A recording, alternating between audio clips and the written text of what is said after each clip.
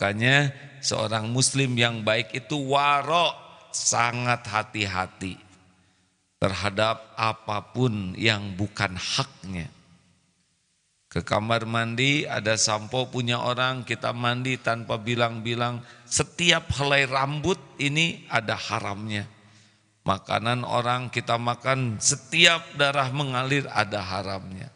Hadirin sekalian, seorang muslim yang baik adalah muslim yang betul-betul hati-hati. Tidak mau mengambil sesuatu yang bukan haknya, tidak mau melakukan sesuatu yang tidak pada tempatnya. Tidak ada yang lebih pahit dari berharapnya hati kepada Allah. Allahumma aftah lana hikmataka ya Allah.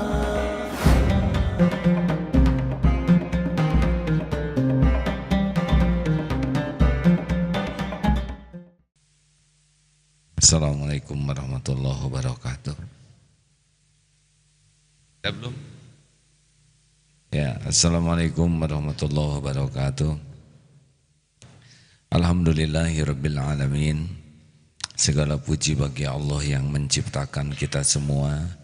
Tidak ada satupun yang ada di alam ini kecuali ciptaan Allah, milik Allah, dalam kekuasaan Allah Subhanahu wa ta'ala. Hadirin, Allahumma sholli ala sayyidina Muhammad. Mengapa Rasulullah SAW melarang menggunakan sendal atau sepatu hanya sebelah? Tidak boleh kita hanya pakai sepatu atau sendal sebelah. Mengapa? Salah satu hikmahnya karena kita zolim. Satu kaki ada alasnya, sedang kaki yang lain teraniaya, tidak ada alasnya. Ini salah satu hikmah. Demikianlah Islam mengajari kita untuk tidak berbuat zolim terhadap apapun termasuk diri kita sendiri.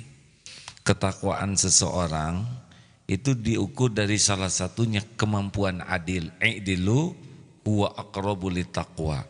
Berlaku adilah, adil itu lebih dekat kepada takwa. Adil itu menempatkan sesuatu pada tempatnya. Lawannya adil adalah zolim. Zolim itu menempatkan sesuatu tidak pada tempatnya. Kalau tidak hati-hati dan tidak berpikir, kita sering sekali berbuat zolim. Contoh, membuang sampah sembarangan, itu zolim sebetulnya. Karena sampah dilempar tidak pada tempatnya. Harusnya sampah itu disimpan pada tempatnya. Siapapun yang membuang sampah sembarangan, dia sudah berbuat zolim. Maaf, menyimpan sendal sesukanya mau masuk ke masjid. Padahal ada tempatnya, itu pun sudah merupakan kezoliman tanpa kita sadari. Apalagi ketika masuk ke masjid menginjak sendal orang lain.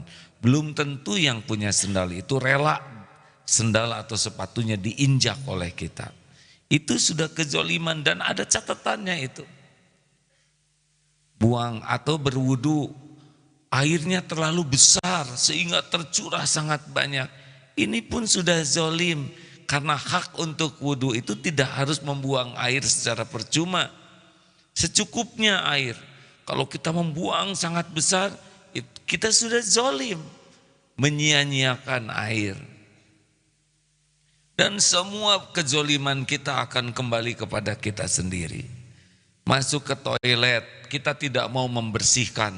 Kiri kanan terkotori najis oleh kita, walaupun dalam bentuk cairan. Kita tidak bersihkan. Kita sudah zolim, membuat orang lain terkena najis karena kepentingan kita yang tidak bertanggung jawab. Zolim, zolim, zolim, bagaimana mungkin kita jadi ahli takwa kalau yang kecil-kecil saja sudah zolim. Ada yang suka mencoret-coret pintu kamar mandi, itu zolim. Mungkin tidak ada yang tahu orang siapa yang mencoret, tapi Allah pasti tahu, Allah pasti menyaksikan. Malaikat mencatat dan tidak bisa lepas. Semua kezoliman akan kembali kepada dirinya. Tidak ada yang luput. Wa may ya'mal mithqala dzarratin khairan yarah wa may ya'mal mithqala dzarratin syarran yarah. Parkir motor sembarangan. Macet sana sini. Yang mau ngantor terlambat, yang mau ke sekolah ke kampus terlambat, yang sakit sulit keluar, yang sedang mau melahirkan jadi terhalang. Demi Allah itu yang parkir sembarangan akan memikul semua itu. Tidak ada yang berani mungkin, tapi bencana demi bencana akan berdatangan kepada yang parkir sembarangan ini. Tidak bisa tidak, karena setiap perbuatan akan kembali kepada dirinya. Kita menghalangi orang, itu akan celaka kita. Nauzubillahi min dzalik. Merokok, paru-paru dizolimi dengan menghisap racun, itu akan ada perhitungannya. Kemudian asap rokok kita hembuskan, orang lain pun yang tidak ingin mencium bau rokok terhisap. Ini juga akan jadi musibah bagi yang bersangkutan. Mungkin tidak ada yang berani melarang karena dia dianggap besar dan sebagainya. Tapi balasan dari Allah akan kena karena sudah zolim. Mata yang sering melihat yang porno itu sudah zolim. Karena hak mata ini adalah kebaikan. Telinga yang suka mendengar gibah juga sudah zolim. Karena hak telinga ini mendengar kebenaran. Orang yang celetak-celetuk, menghina, meremehkan orang, menggibah, itu sudah zolim, itu akan kembali kepada dirinya. Bayangkan kita sholat, kita ngaji, tapi banyak kezoliman-kezoliman yang kita lakukan. Ini sulit menjadi ahli takwa. Makanya seorang muslim yang baik itu waro, sangat hati-hati terhadap apapun yang bukan haknya. Ke kamar mandi ada sampo punya orang, kita mandi tanpa bilang-bilang. Setiap helai rambut ini ada haramnya. Makanan orang kita makan, setiap darah mengalir ada haramnya. Hadirin sekalian, seorang muslim yang baik adalah muslim yang betul-betul hati-hati. Tidak mau mengambil sesuatu yang bukan haknya, tidak mau melakukan sesuatu yang tidak pada tempatnya. Hati-hati. Ini sholat kita rapi, bersih, rapi, teratur. Tapi keluar banyak yang tidak rapi, tidak teratur. Orang yang hidupnya berantakan itu juga sudah zolim. Karena berantakan ini dia tidak bertanggung jawab kepada kebersihan, kerapihan. Hati-hati hadirin. Orang-orang yang senang nyimpen sesuatu tidak pada tempatnya sudah zolim. Makanya akan jadi banyak masalah.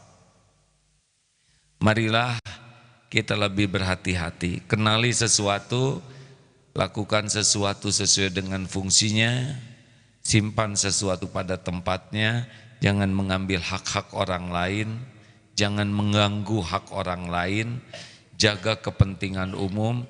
Mudah-mudahan walaupun amal kita masih terbatas, walaupun ilmu kita terbatas, walaupun ibadah kita sederhana, tapi kalau kita bebas dari perbuatan zolim, semoga Allah mencintai kita. Karena Allah mencintai orang-orang yang adil. Berlaku adillah karena adil lebih dekat kepada taqwa. I'dilu huwa aqrabu lit taqwa.